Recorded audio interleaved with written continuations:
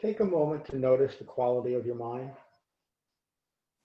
Be at peace with your mind. And when you're ready, you can gently open your eyes.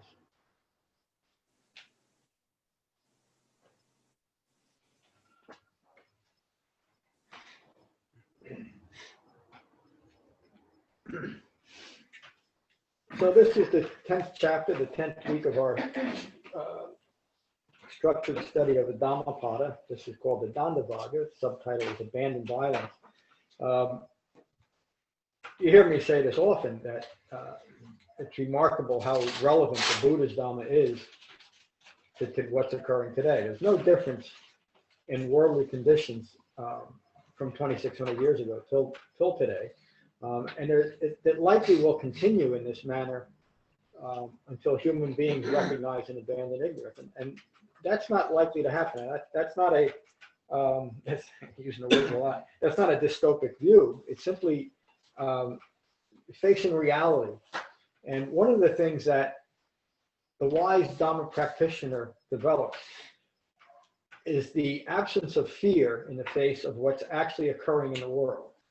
In other words, we don't overemphasize anything, but we're not afraid to look at reality.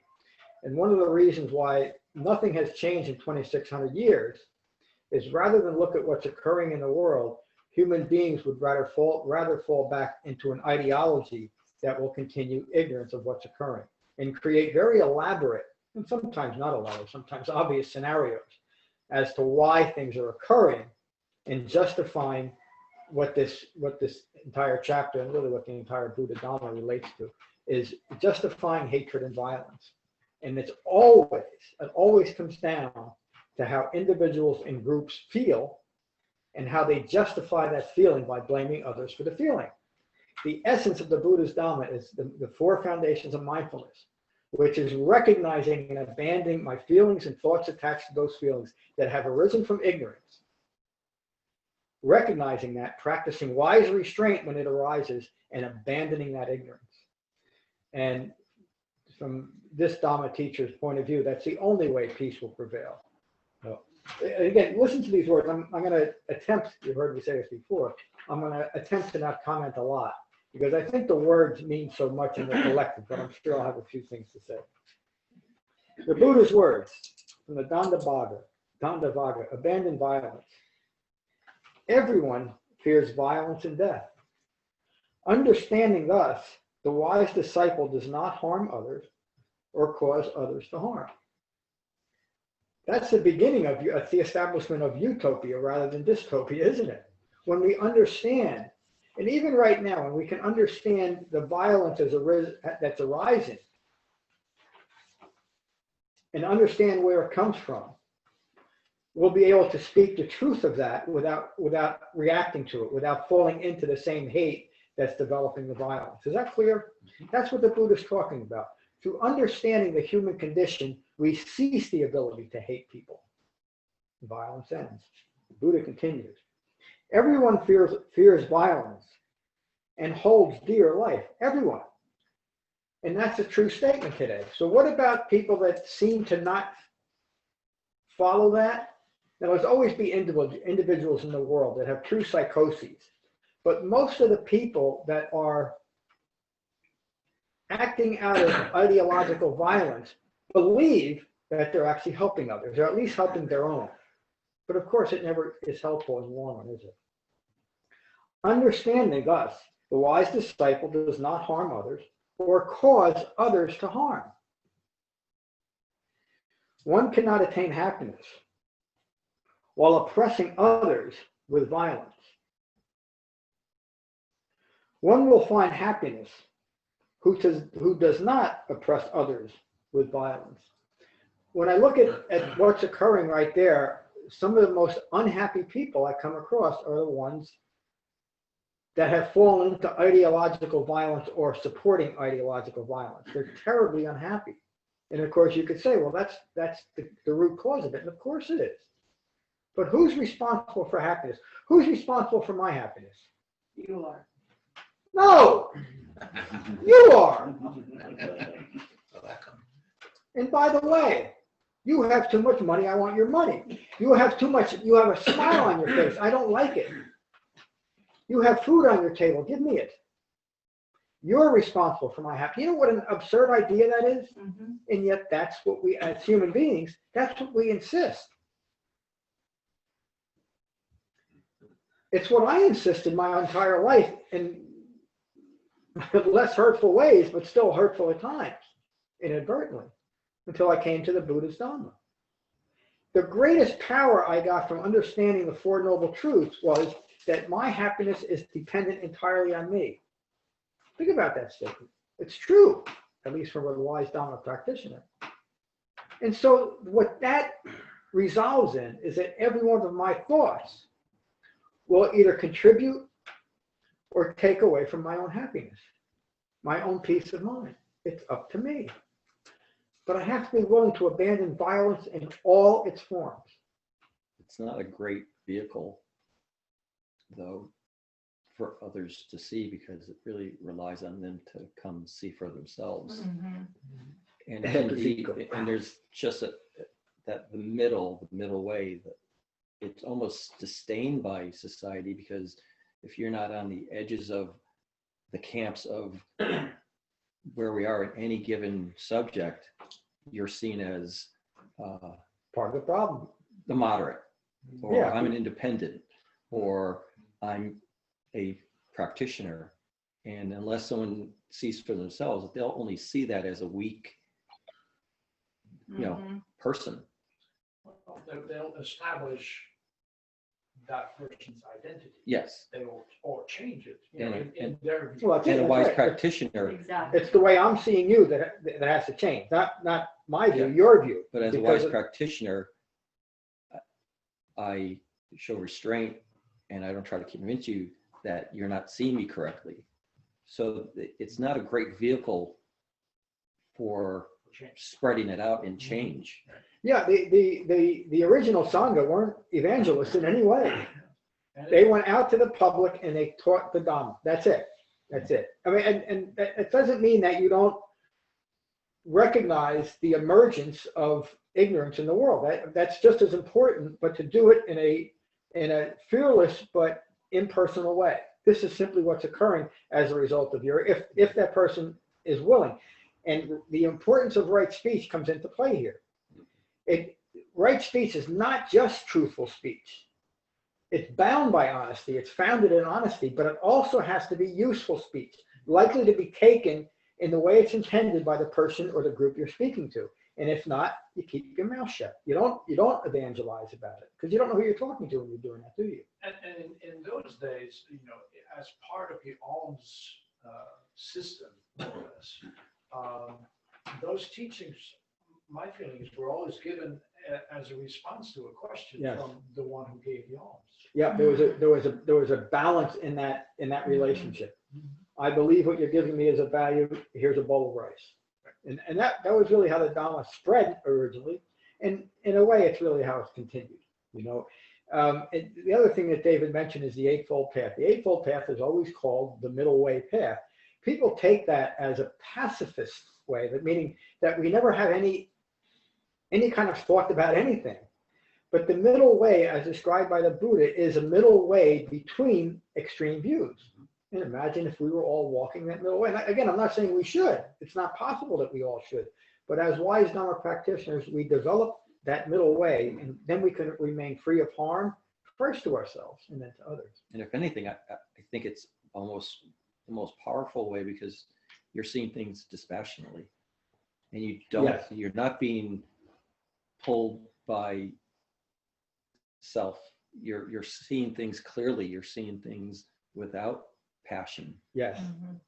So Yes. you can have an opinion, and if a person is in need, I'm not judging where he's coming from himself. I'm helping him with his shelter, his medical, his food. So I find it very powerful, the middle way. Yeah, that's the right word. It has enough power to overcome human ignorance, provided what David was saying, that the individual develops it. It's not something that can at all be. There could be half the people in the world could be actual Dhamma practitioners, And unless the other half wanted to have an interest in that and develop it, it would have no effect on them. Because the Dhamma has to be developed individually.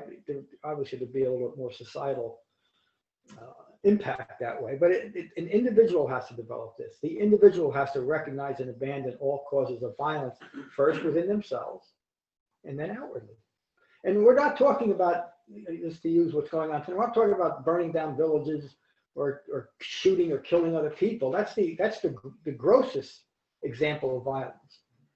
But little shreds of unrecognized hatred is still violence when it emerges in your mind. It might not rise to the level of burning down someone's store, but it's just as hurtful to yourself and just as contributory to the overall hatred in the world. And so you heard me say often that the only way that this is going to end is for individuals to take to the Dhamma and wake up. Sometimes, or often I say it, that the most loving thing I can do if I'm really concerned about the conditions of humanity, and I have been since I was aware of humanity, I just didn't know what to do about it until I came across the Buddhist Dhamma, is to take to the Dhamma and awaken. Because then at least I know that I'm not contributing to the hatred and violence in the world. It's the only way I can know that.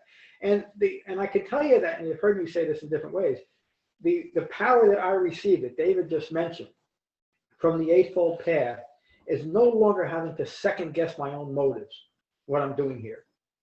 Because I know my motives are pure now.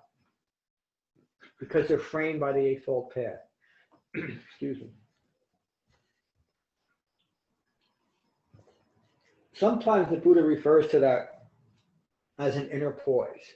And it's that inner poise that is established in the middle way that allows me and other wise Dhamma practitioners to not lose their mind no matter what's occurring in the world. Let me continue. Again, look at the relevance of this. Angry speech causes harm.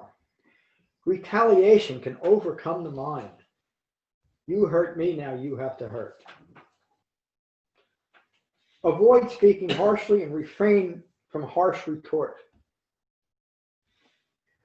One approaches Nibbana, full human awakening, full human maturity. One approaches Nibbana, who restrains the tongue and abandons harmful speech. As a coward, as a cowherd drives cows with a staff, so too does aging and death drive the lives of people. The fool does wrong while ignorant and is yet tormented by their hurtful thoughts, words, and deeds, like being burnt by a fire. I have to read that again because it has such a relevance to me, and I think to many other people when you start thinking about your own being in the world. The fool does wrong while ignorant and is yet tormented by their hurtful thoughts, words, and deeds, like being burnt by a fire. So there were many times in my life, and I'm sad to say, and that's really the right phrase, that I hurt people inadvertently from my own wrong views.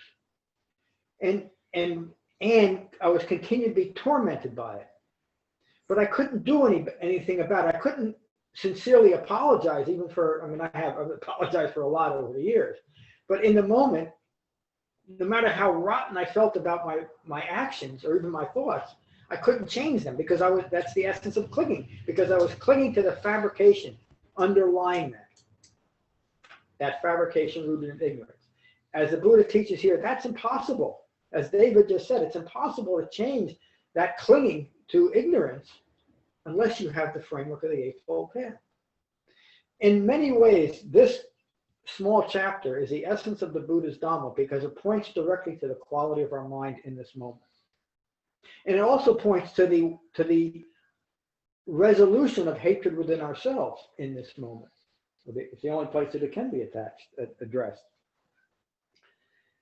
Inflicting violence on the innocent will bring one of 10 states. And look at these 10 states. They all arise.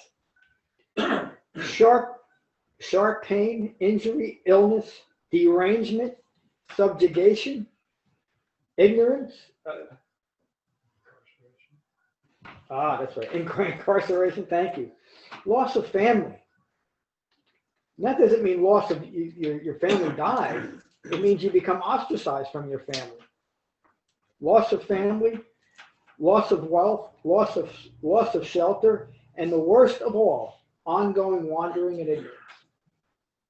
Nakedness. Now, the Buddha, this references the kind of the gold standard of religious or spiritual achievement as exemplified by the way that you present yourself to the world.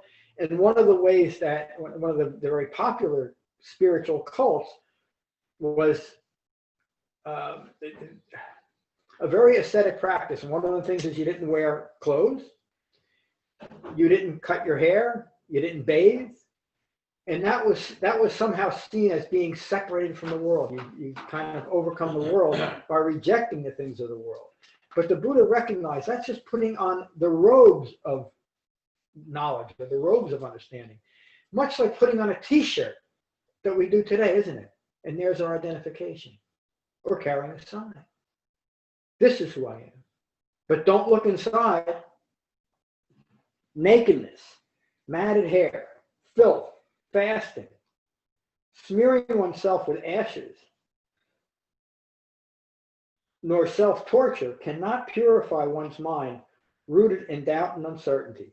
So again, we can do all the outward expressions that everyone else is doing to fix this thing inside of us that we can't stand about ourselves, and none of it's going to work. Why? Because it's to use a phrase, it's just putting on the airs of understanding without doing any of the work. Without, again, as David pointed out, you should be teaching this class, David, without a hipasiko, without seeing this for yourself. The Buddha did all those things. He when he left his home, he threw away his clothes, let his hair start growing, stopped bathing, and all the other ascetic practices, severe fasting. So he knows from his own direct experience what a waste of time that was for him, and that's exactly how he classified it. There's other sutras where he talks about that. The resolution of that is moderate in clothing, food, shelter, and medicine. Poise, that inner poise I just talked about, calm, well concentrated, established in the Eightfold Path, and having completely abandoned violence towards all beings, including oneself. This one is a true Dhamma practitioner. So if you want to know how this fits, if you're a true Dhamma practitioner, read that one line and you know. This is the point. As rare as a thoroughbred avoiding the whip is a person restrained by modesty and beyond reproach. Like a thoroughbred driven by the whip, be strenuous and diligent with developing understanding. The disciple, well concentrated, harmless, mindful of the four truths, will destroy suffering. Irrigators guide rivers, fletchers straighten arrows, carpenters shape wood. The disciple controls themselves. The disciple controls themselves. That last line is the essence of the Dhamma, isn't it? You hear me come back so often to wise restraint. And if I could say one thing that's changed my life and the quality of my life and my own happiness, it is wise restraint, knowing when to restrain my thoughts, words, and deeds, but also knowing when it's wise to express myself framed by the Eightfold Path. That's inner poise. It's also, the phrase for that would be having the courage of my convictions.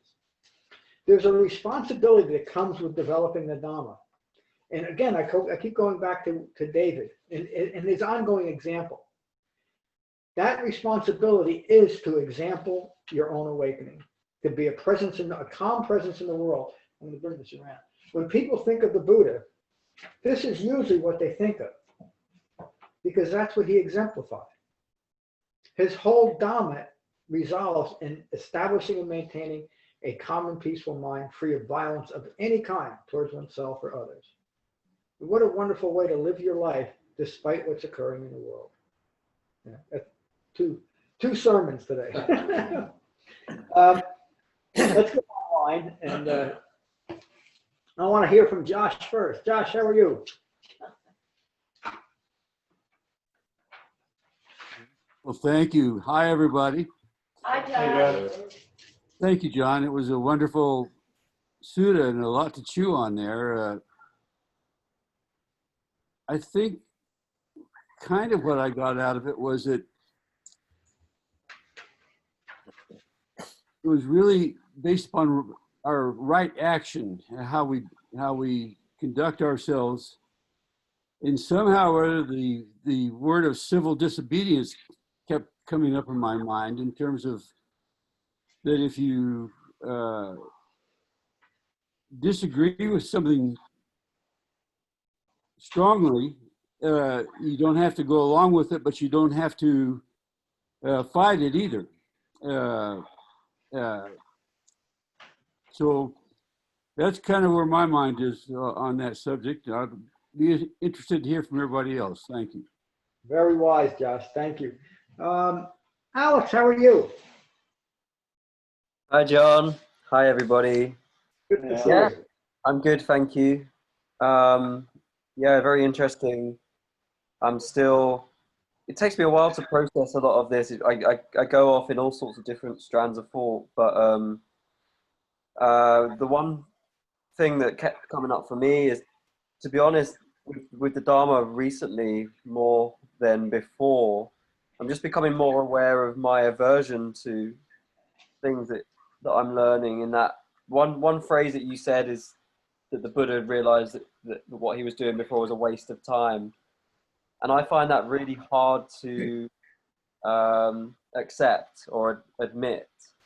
So I think for me, what I need to work on is, or address, is this sense of pride in like what I've done before. It's very hard for me to just put that down as a waste of time, the way I've kind of been living my life before. Identity. So that's just something that's going on for me at the moment. Thank you, Alex. What were we going to say, Ron? Well, the reluctance that he feels is because his sense of identity has been upset. Yes.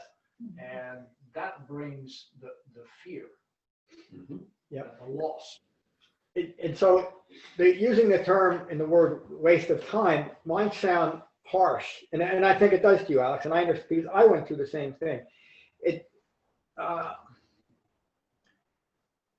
It meant that the time that the Buddha spent doing those things did nothing to lead to his understanding. Now you could say, and people have said that to me, well, at least you found out what it isn't. But I didn't need to find out what it isn't. I needed to find out what it was. And all the time that I was doing that, I was identifying with the matted hair and the nakedness and the filth and the fasting, et cetera, et cetera. So the outward expressions of that became my practice, rather than none of that led to an inner understanding, because it was really outwardly focused. I was putting on the robe rather than actually doing the work. And it took me quite a while to completely unravel and disentangle myself from the different traditions that I had developed over the years. So I understand what you're going through. And I would just tell you, as I say in almost every class, be very gentle with yourself. You said that your mind is going in different directions. That's a good thing. It might seem a little bit unsettling right now, but it means you're starting to make connections where they need to be made, and recognizing what you may at some point let go of. But continue to be very gentle with yourself, and you'll get there. This is the Buddha's Dhamma, you know. There's many references to this, and it's not an accusation on you, and I'm not accusing you of, well, you just wasted your time. In the context of the Dhamma in this talk, it's a waste of time, especially now. In other words, you can look at your past and say, well, I didn't really waste my time, I was living my life, and that's true. Now, as someone who wants to learn the Buddha's Dhamma, it would be a waste of time to continue those types of behaviors. So I hope that helps, Alex. Yeah, no, it really helps. Really helps. It's good to express it, to be honest, and get some feedback. Yes, that's just what this Sangha is for. Hey, John, You know? Thank Yes, you. Dave. Thank you. could the Buddha, if he was not a prince and he did not set forth and realize each one of the things he followed, if he didn't come from where he was, would he have awakened if he was never a prince that was being kept in the palace? Didn't he have to experience that Yeah, speculation a little bit. It's such a, wow, excuse me. I mean this seriously, David. You want to take over the seat? Because I think what You're so right. I think what he's expressing is, like, I came from a very little background, so I find myself fortunate because it's a clean slate. But Ram and his experience is this experience, and he sees that it wasn't quite right, but he can't discard it all because that's in fact what he is. But it teaches him to be able to see what he has with the Eightfold Path and say, this is the true path, which is what the Buddha came to the same conclusion. The other extreme. The other. What David's referring to is the Buddha grew up as one of the wealthiest children in the world during that time. And he referred to that after he left the palace. His father was a local king. He wasn't the king of India. There were probably hundreds of local kings. Might be referred to as even mayors or governors today. He always referred to that as a confining space. So he had that experience of incredible wealth. There's stories of the Buddha, even as a teenager, getting things that adults shouldn't even get. I don't want to get too deep into it. But his father was always lavishing on his son. Again, I don't want to get too deep into that story.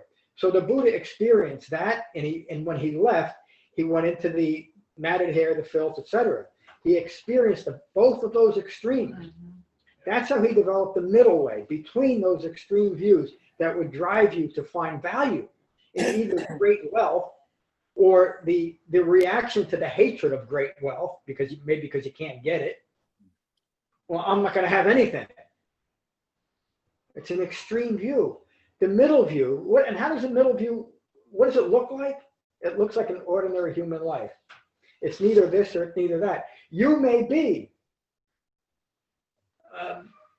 have great wealth, but a middle way practitioner won't be affected by it at all. They won't see, it won't be a confining space. It doesn't matter our position as long as our minds are right. Thank you, David. Thank you, Ron. Anybody else on this? Seems like really. Okay. Well, the one thing I wanted to say is that including the Buddha, we all have we come from somewhere that drives us to the Dhamma. Yes. If we come from a place where we're basically unhappy, and combine unhappiness with a modicum of intelligence and the opportunity, will bring you to the Dhamma. And those backgrounds can be so varied. And my background, one of the reasons that drove me to the Dhamma, to so-called spirituality at that time, was I thought my life was boring, and my whole background was boring, and I was drowning. Yeah. But that's just what drove me to the Dhamma. It's usually some form of unhappiness, though. Yeah. That gets you there. What's that? Unhappiness or disappointment? In other words, for dukkha.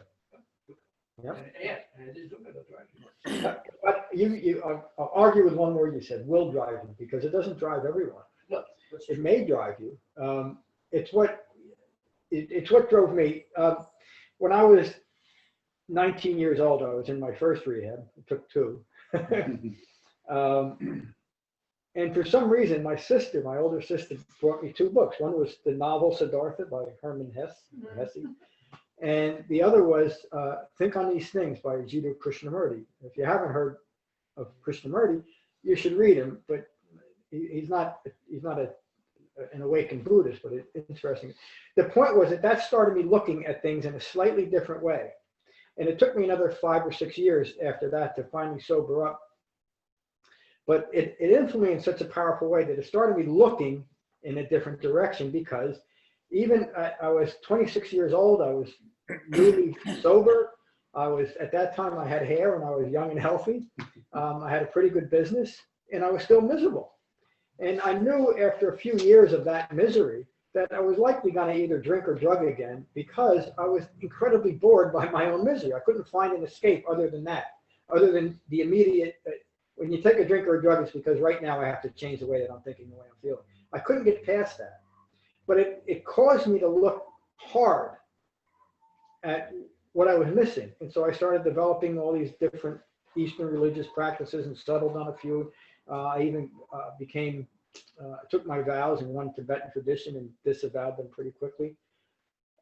And it wasn't, again, until I finally came to the Buddhist Dhamma that I realized that what I was running away from was the one thing that I had to understand, was unhappiness and disappointment.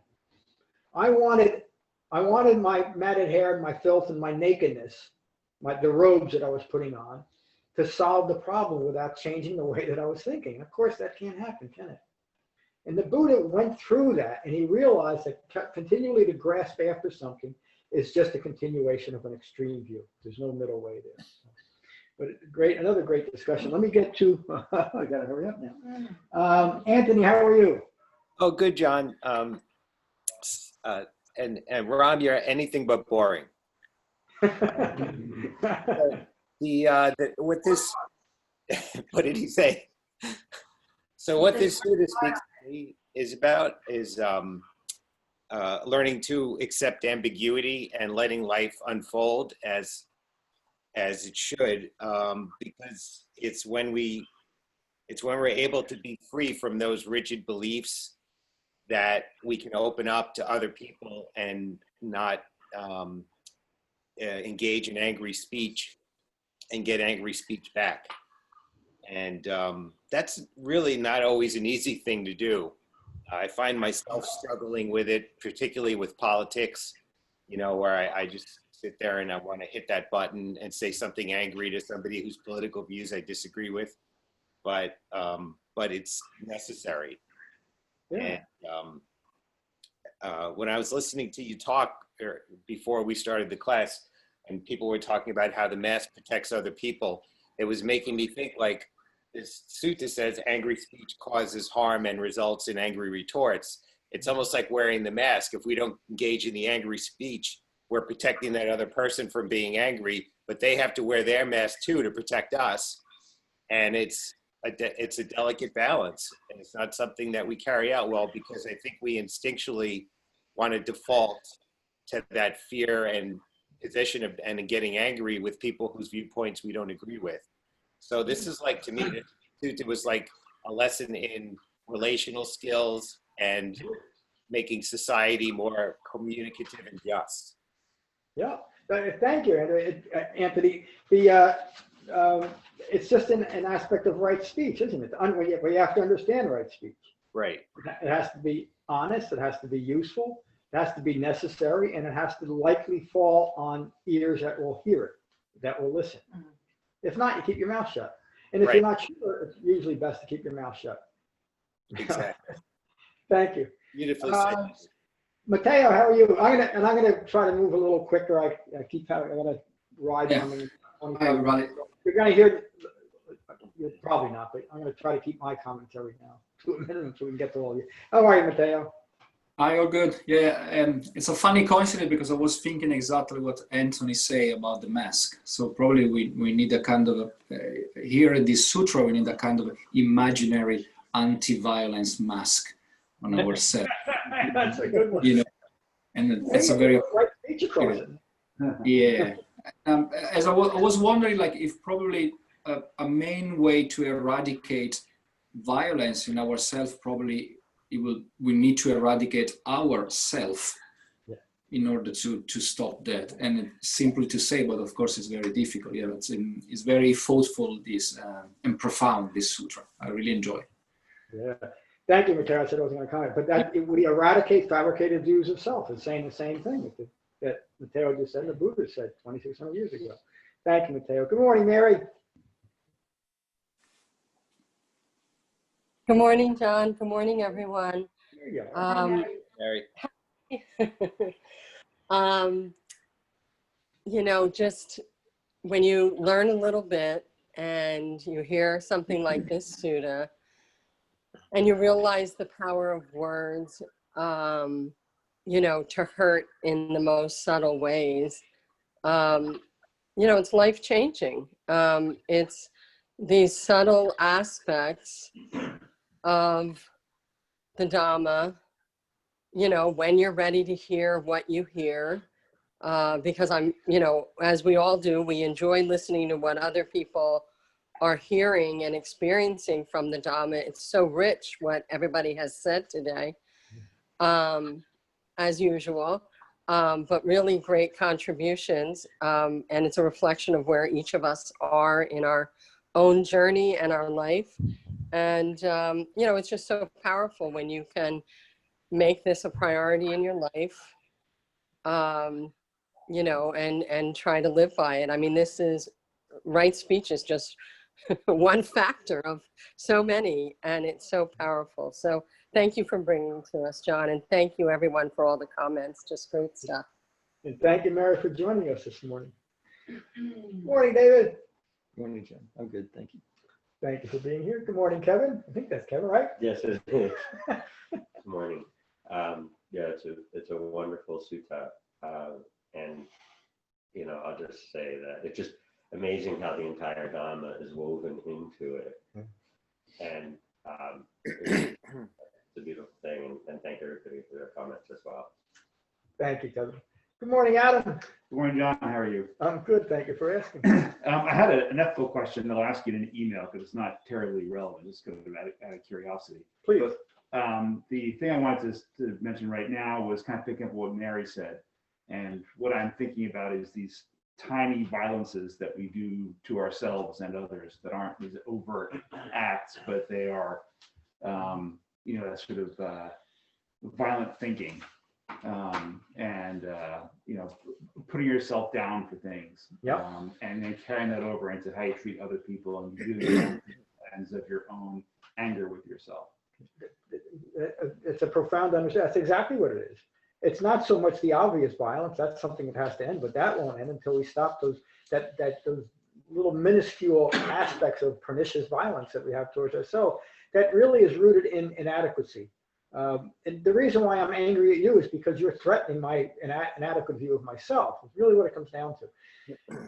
For years, I've been trying to write this book, and maybe I'll get it done, maybe I won't. But the cause of all of this can be called self-loathing. That's the common human problem, is we just don't think we're good enough. So we do all these things as compensation, where the Buddha says, wait a minute, you're a human being. Being born is good enough. Being born is good enough. Imagine that. And that's really the conclusion that I came to. Being born is good enough. I'm having a human life. Let me live it in peace. So thank you for bringing that up, and I look forward to your email. Tim, good to see you this morning. Good morning, everybody online. Blue starts off, and this is the way I took this Dhammapada chapter. Understanding. What is the Buddha telling me to understand? He's telling me to understand that everyone fears violence and death. Everyone fears violence and holds dear life, or life dearly, whatever. So that's empathy, understanding. Yeah. And if we don't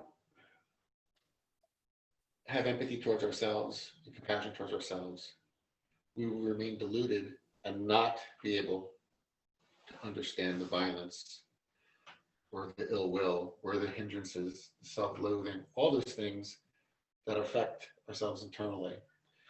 So in this Dhammapada chapter, the Buddha basically discusses, like what David so perfectly described, was the development of the Eightfold Path and practicing wise restraint, and remaining dispassionate, disenchanted with impermanent phenomena. And all that arises will pass away. Yeah. And those extremes reinforce these passions and the clinging and craving, which is desire. And as a practice and as a Dhamma practitioner, learning and understanding, I try to recognize my wants and then ask myself, do I need it? And that goes right to that extreme thing of starving yourself and wearing filthy clothes or living in a palace. Yeah. Is this this may be what I want, but do I need it? And to the Dhammapada again, I mean, it's very, all over the place, but when we all talk about it, it comes together as is what the Buddha is saying, is that a calm and peaceful mind, development of the Eightfold Path, understanding the Four Noble Truths, and recognizing the three marks of existence will allow us to live a calm and peaceful existence. Yeah, one thing I would argue with you is you call yourself a Dhamma practitioner. You're a wise Dhamma practitioner, Tim. It's really well said. Thank you. Can I mention something about what Tim just said? Please. Making a distinction between what you need and what you want. And that's a really interesting tool you can use for the moderation that they talk about. Yes, the Buddha he often said every human being needs four things: food, shelter, clothing, and medicine. Obvious, isn't it? But when we need more than we need, as Tim just pointed out, we're stuck in eye-making. We're stuck. And for me to think that I need the hut with the most coconuts in it is really, as you said, Adam, a violent thought towards myself, because it's rooted in inadequacy and fear and all the rest of it. But to be happy with having 5 coconuts, and a few rags to keep myself warm, that's enough. And so I want to thank Tim for saying that. Yeah, I do too. Thank you, Tim. Hello, Becky. Hello. Hello, everyone. Hey, Becky. This class was just such a beautiful experience of having the whole Dhamma sort of disentangled and laid out in front of you. What everyone has said, I learned so much just in this class, listening to what everyone said. And really everyone was saying the same thing in a different way. Tim and Adam especially liked what you guys said, and well, everyone. Yeah. And the idea of those little sort of, what did you call them, hatreds or violences or shreds that we have. Yep. The Buddha is saying this is causing your dukkha, your distress. Yes. And when you get a glimpse of when your ignorance dissipates for an instant, and you get a glimpse of what you are actually doing to yourself, Yes. it is so powerful.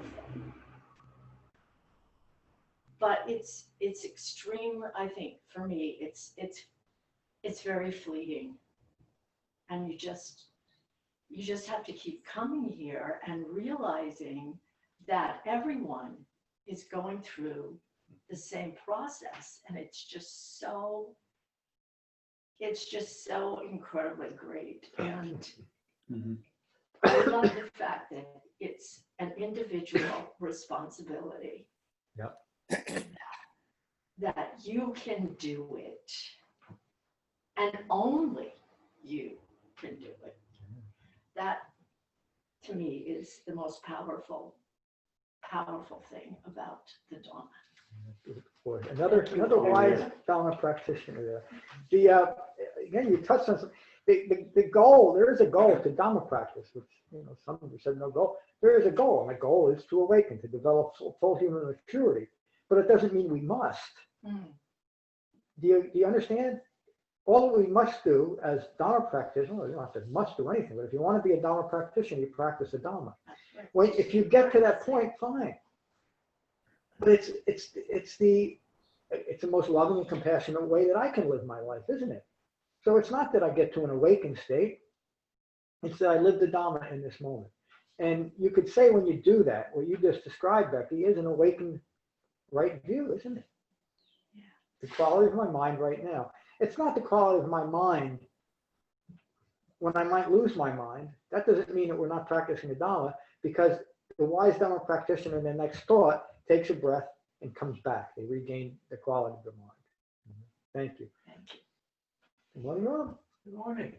God, everything that needed to be said is being said here. It's and it you know the subject, you know, being harmful or being harmless is as current as we get. And I used the sutta here because this is a funny thing, I was bothered at one point. You send out a little text between me and Matt and yourself. Yeah. And I realized that it really bothered me. So I struggled to come up with a good response. And I went through quite a few in a very short time, and realized that they were not harmless. And that unless I could frame my response in the Dhamma, that it wasn't appropriate to do that. That's why I sent back, the quickest thing I could answer that was to stick with the Dhamma, because I couldn't frame it in the Dhamma. You did? Well, I did. But that and the Sutta speaks to all of this. That getting involved in disputes is very harmful. Yep. Because it leads immediately to expressions of ill will. Yep. And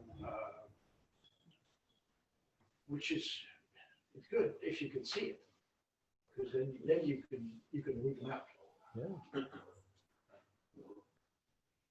Thank you so much for that. And we should have lunch one day on that whole subject. But Ron was talking about being disputatious is not something that we can't do. It just means we need to do it wisely. Mm-hmm.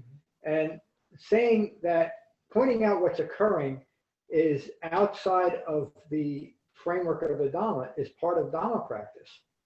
The reason that is that the world is ideologically connected or clinging to their own views, and it manifests in certain ways. And sometimes the best way to present a Dhamma teaching is to say, look at how it's manifested here. And that's kind of what that was about. And it wasn't something that I would have said to everyone. Matt and Ram and I had a little email exchange. And if it was outside of that, I probably wouldn't have said what I said, because it would have been taken, or easily could have been taken wrongly. So as you develop the Dhamma, you'll understand that even more, but I think you're all practicing that.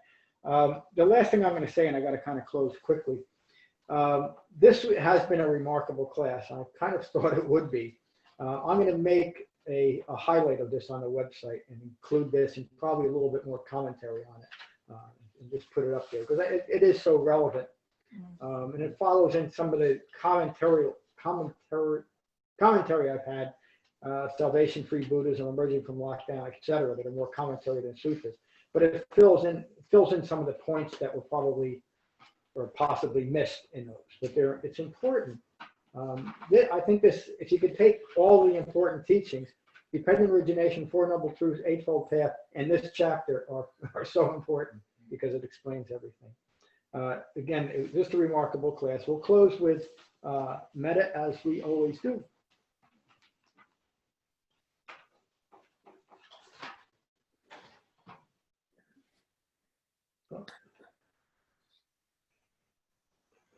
Find it first.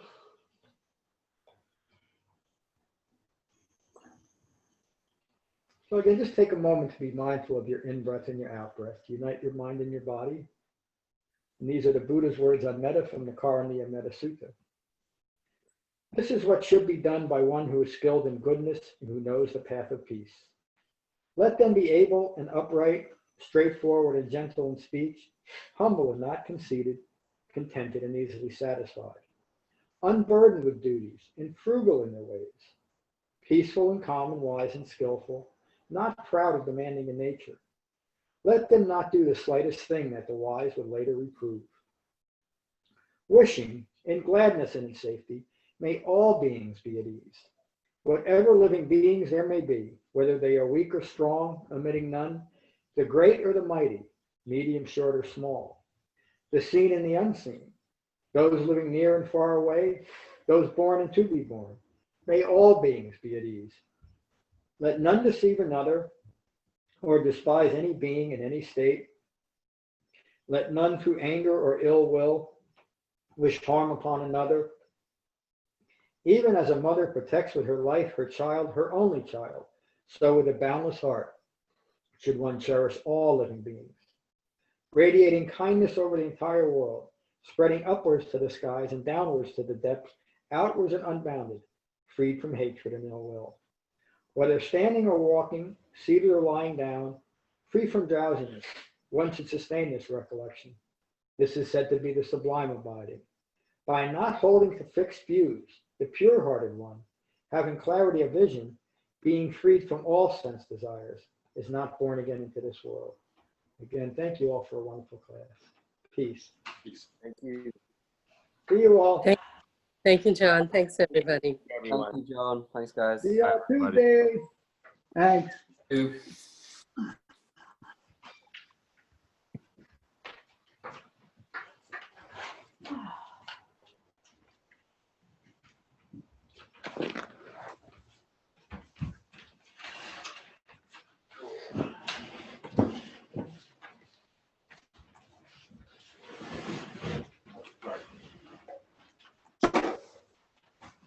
So that's mine.